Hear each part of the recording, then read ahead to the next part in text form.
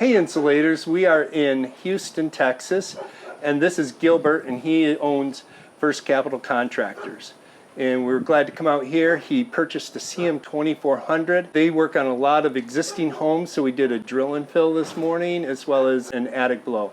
Gilbert, what led you to getting a cool machine? We've been doing insulation for about 10-12 years, but we've been subcontracting, and it was time to go ahead and get our own equipment. Started doing my research. I stumbled upon Barry here, and he gave us all the information we needed and pulled the trigger about the 2400, and it's working out great. How's your experience been with the training this morning? Do you think it was smooth? Yeah, I think it was pretty smooth. It was as expected, everything, the whole process, getting the equipment shipped out to us, and now Barry here working with us. Everything's been real good. Great. Well, we appreciate your business and thanks coming out here too. Yes, sir. We have a lot of Spanish-speaking customers, so do you have any word for them?